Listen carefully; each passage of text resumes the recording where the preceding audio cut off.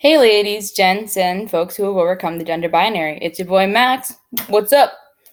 So, today I wanted to talk about a lot of problems faced in the transgender community because there are a lot of problems. So, first I'm going to start off with something really dark. I'm just warning you now, this is not a very happy video. So, compared to less than 2% of all Americans, in a survey by the National Transgender Discrimination Survey, that sounds weird. Okay, I said that wrong. 41% of trans people have attempted suicide. So why are the suicide rates so much higher for people who are trans than the average American? There's a lot to it. First of all, the discrimination in school is really high for transgender students. In one survey, 40% of gender nonconforming youth reported being frequently harassed by their peers, and 37% reported frequent verbal harassment. So in this graph that I have right here, it says what percentage of transgender people faced what. So 75.2% of transgender people felt unsafe at school. 73.6% were verbally harassed. 32.5 physically harassed, 16.2 physically assaulted. There's also 63.4% of transgender people will avoid bathrooms, and another 52.1% would avoid locker rooms. And honestly, I don't blame them. Going to the bathroom at work is a huge deal for me. There's a family bathroom in the back of the store, which has been a blessing for me. But if I don't have time to go all the way to the back of the store, or say it's in use or being cleaned, I have to make the choice between a male or female bathroom. If I go into the women's room, I hate myself.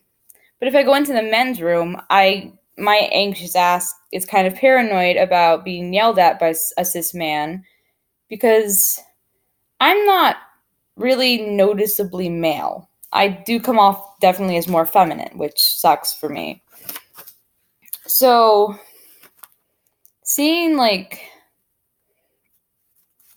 paranoia makes me think, what if a man comes in and yells at me or says something to me about using the bathroom, and that'll make me hurt myself more or hate myself more than if I just use the women's room. So, if the family bathroom is in use, my paranoia usually makes me use the women's room, which is really harsh for me. So sometimes I'll just avoid using the bathroom altogether.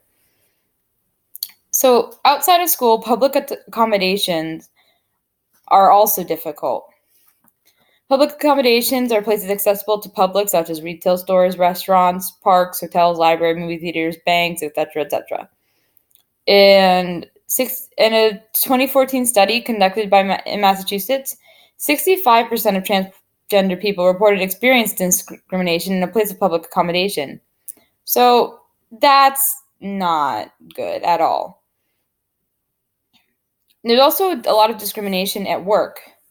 Between 13 and 47% of transgender workers report being unfairly denied a job, and 78% report being harassed, mistreated, or discriminated against at work. So I actually do face that myself at work. Not finding a job, but discrimination actually all the time, which is kind of awful. I remember it was actually ironically Trans Day of Visibility. One of my friends, a coworker who is also trans, overheard this CSM, who is a supervisor. So you think they would know better, but no, talking trash about me to another, basically making fun of me with about my pronouns and whatnot, and they don't know how to address me. So my trans coworker immediately stands up for me and says that they shouldn't be doing this. And in response, this lady, the supervisor, starts dead naming him and being a total jerk. And that was really probably the biggest experience I've had with discrimination at work. Though also I have seen that lady a few more times because obviously she's a supervisor, and although I don't work in the department she supervises in, I still do see her from time to time. And literally the other day, She walked past me and called me by my dead name, and I just flat out ignored her, even though I really just wanted to curse at her and say, "You know my name. My name is Max. Use it." But, c'est la vie. Then there's the whole military ban. I'm sure you've heard about it. It's kind of big news. Trump signed a bill saying that transgender people are not allowed in the military. And it's not really, it's been really bad for like people that are currently were serving in the military as transgender people. Like the transgender veterans have a higher rate of suicide compared to the general population. But luckily, in a recent landmark case, the U.S. Army agreed to change the names on key identity documents of 2 transgender veterans, clearing the way for other veterans to obtain updated records and easier access to veterans' benefits, which that is very good. But still, a lot of people who are trans are losing their jobs in the military because of this ban. And I also know people who really would love to have been in the military and fight for their country, but now they can't because of their gender identity, and that's not fair to them. Now, there's a lot of like I also mentioned before, there's discrimination within the workplace against transgender people. That also includes income. And the United States it's not technically legal to pay less money to someone from the LGBT community, but unfortunately, it still does happen to people, including transgenders. And it's just rough. So then there's also discrimination in housing, and it says that 1 in 5 transgender people, which is 19% in the United States, have been refused a home or apartment, or more than 1 in 10, 11% have been evicted because of their gender identity. Again, this is not okay. America needs to shape up.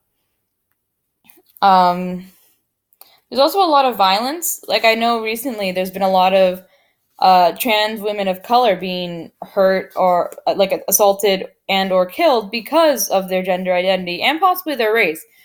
Being transgender is very difficult, and a lot of people are very against it. And it also happens to be a lot worse, I don't know from personal experience, if you are a person of color, because again, racism is really high in this country. As much as we'd like to say we changed, we are still pretty racist for a country that claims to be so open and amazing, you know? And there's a lot more, like, transgender people are significantly more likely to get, like, threats, intimidation, harassment, discrimination, and violence of sexual and non-sexual kinds than non-transgender people in the community. Then there's also the problem with like changing your name legally. That takes a lot of paperwork and it costs actually a lot of money. I've done research just to schedule a court date for changing your name. That costs money.